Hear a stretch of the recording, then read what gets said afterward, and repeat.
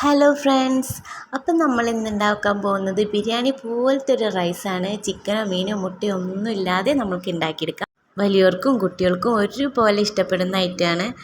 അപ്പം നിങ്ങൾ എൻ്റെ വീഡിയോ ആദ്യമായിട്ട് കാണുന്നത് വെച്ചാൽ ഒന്ന് സബ്സ്ക്രൈബ് ചെയ്യണം, ലൈക്കും കമൻറ്റ്സും തരണം. സബ്സ്ക്രൈബ് ചെയ്യുമ്പോൾ ആ ബെല്ലൈക്കണും കൂടെ ക്ലിക്ക് ചെയ്താൽ പെട്ടെന്ന് എൻ്റെ ഈസി ഐറ്റംസ് നിങ്ങളിലേക്ക് എത്തും.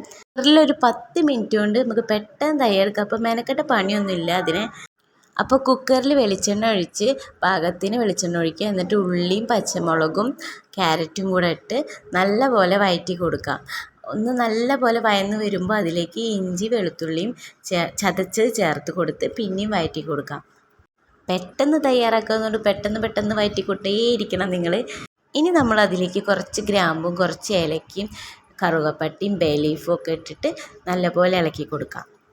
പിന്നെ നമ്മളതിലേക്ക് 1/2 സ്പൂൺ മഞ്ഞൾപ്പൊടിയും 1 തക്കാളി ഇട്ടാൽ മതി. മഞ്ഞൾപ്പൊടി ഇട്ടാൽ പിന്നെ ബിരിയാണിയുടെ കളറായല്ലോ. 1 ഗ്ലാസ് അരിക്ക് 2 ഗ്ലാസ് വെള്ളം എന്ന പാകത്തിന് നമ്മൾ വെള്ളം ഒഴിച്ചു കൊടുത്ത് ആവശ്യത്തിന് ഉപ്പിട്ട് നല്ല പോലെ ഇളക്കി കൊടുക്കും. പിന്നെ അതിലേക്ക് ഒരു ചോറ്റോലയും കുറച്ച് കരിവേപ്പിൻ്റെ ഇലയും കൂടെ ഇട്ട് കൊടുക്കാം.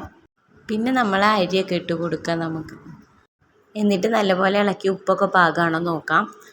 അവസാനം കുറച്ച് നെയ്യും കൂടെ ഒഴിച്ച് കൊടുത്തിട്ട് നമുക്ക് കുക്കർ അടച്ച് വെച്ച് വേവിക്കാം. ഇനി നമ്മളുടെ റൈസ് റെഡിയാവാൻ അധികം സമയമൊന്നും വേണ്ട. ഒരു 2 വിസിൽ കൂക്കി കഴിഞ്ഞാൽ ബിരിയാണി റൈസ് റെഡിയായി. ഇനി അതിൻ്റെ വിസിലൊക്കെ പോയി കഴിഞ്ഞൊന്ന് തുറന്നു നോക്കിയിട്ട് കുറച്ചുകൂടെ നെയ്യ് ഒഴിച്ച് നമുക്ക് വിളമ്പി കഴിക്കാം. എന്തായാലും നിങ്ങളൊന്ന് ഉണ്ടാക്കി നോക്കണം, അടിപൊളിയാണ്.